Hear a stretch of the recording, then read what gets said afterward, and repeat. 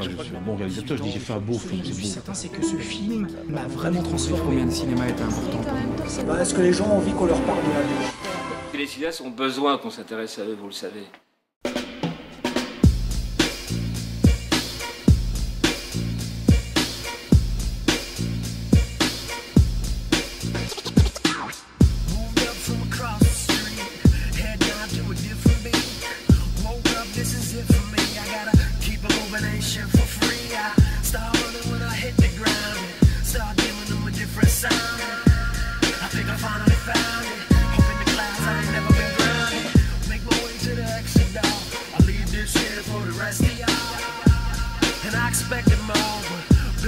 And it's got you falling. Suitcase on the bedroom floor.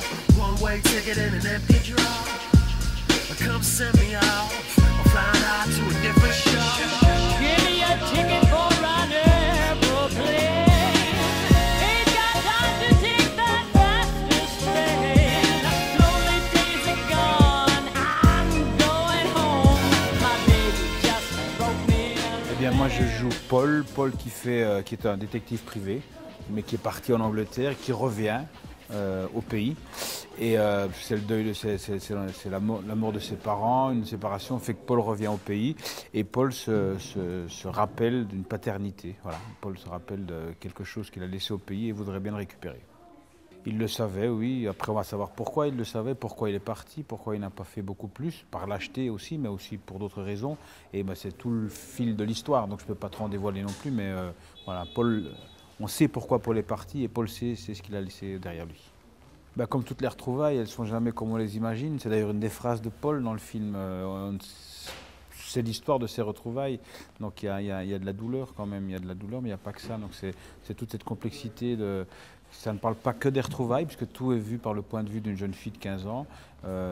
Mais voilà, il y a cet ingrédient de Paul qui retrouve cette paternité qui alimente le film.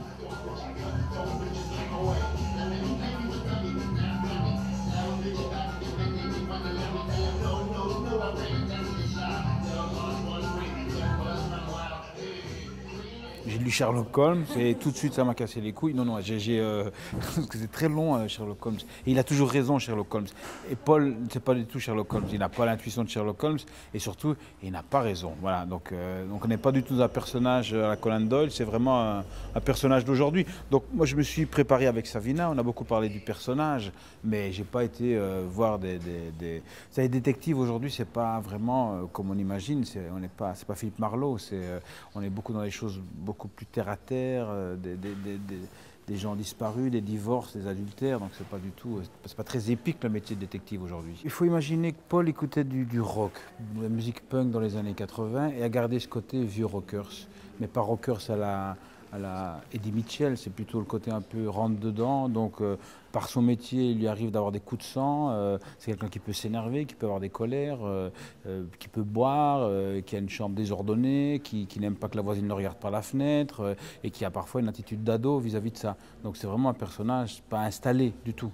Et Paul, comme il est en rupture, a certainement quitté sa femme en Angleterre, ou elle l'a quitté, revient ici, ses parents sont morts. Paul se retrouve un petit peu seul dans la maison de ses parents, et c'est pour ça qu'il redécouvre un peu cette paternité qu'il a laissée tomber pendant tout un moment. Mais en ayant aussi la conscience qu'il est devenu un homme de 48 ans, donc voilà, c'est ça que j'aimais bien dans ce personnage-là. Et le fait qu'il soit détective aide à avoir ce caractère de personnage-là. Et puis surtout, les enquêtes de Paul vont pouvoir faire avancer le film parce qu'à un moment donné, Dorothy, sa fille, qui ne sait rien, a besoin d'un détective. Voilà. Et c'est comme ça que l'histoire se reconstruit entre eux.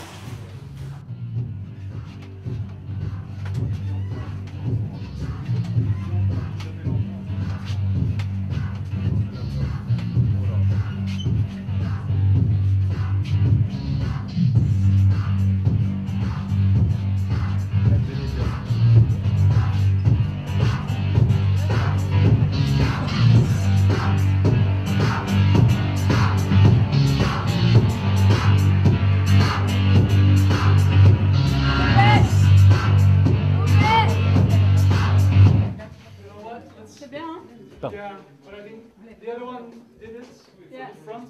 Let's just do the side maybe here. Okay. So we can jump cut him to the... Okay, all right. Because this doesn't work. So we just do the side here. Savina, c'est un personnage fort, c'est une nature, c'est quelqu'un qui lâche rien, c'est un caractère.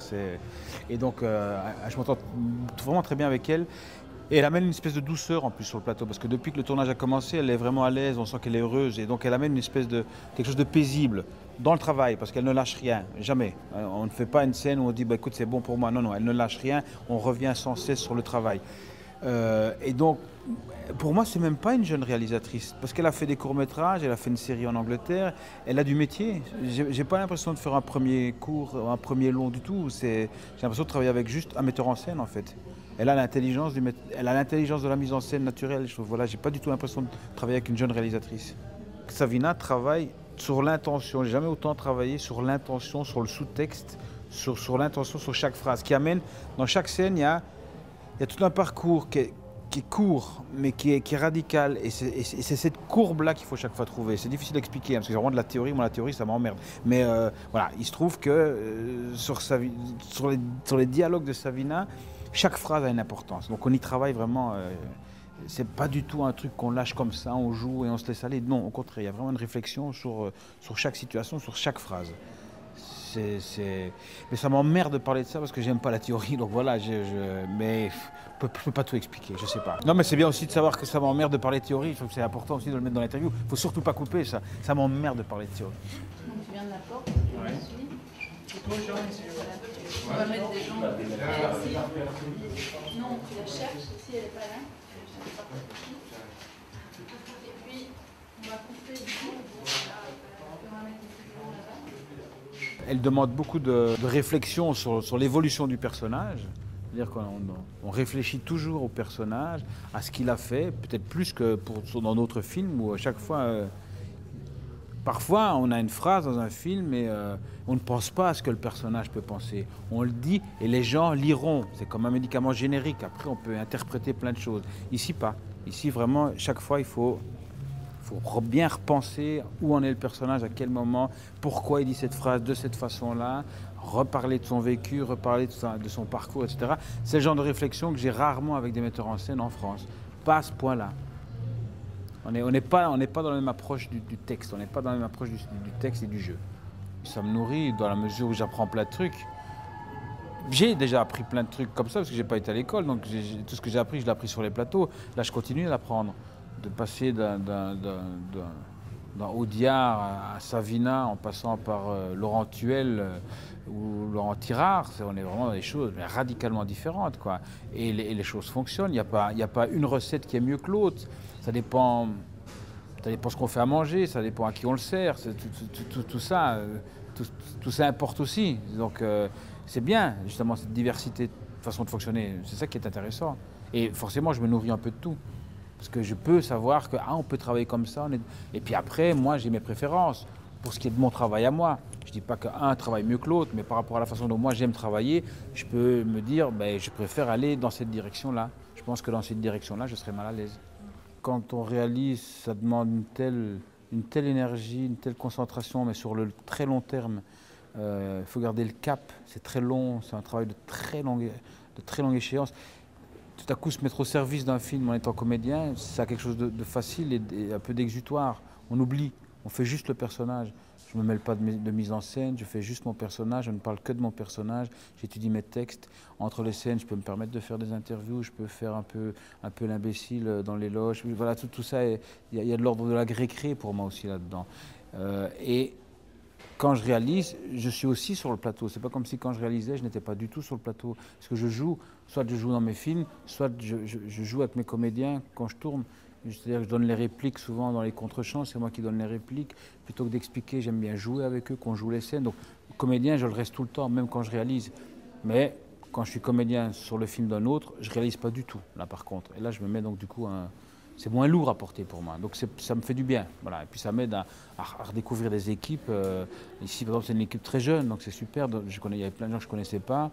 Donc je découvre des nouveaux et j'ai pas l'impression de m'encrouter. Parce qu'entre deux films, comme réalisateur, si on ne fait rien d'autre, il se passe énormément de temps.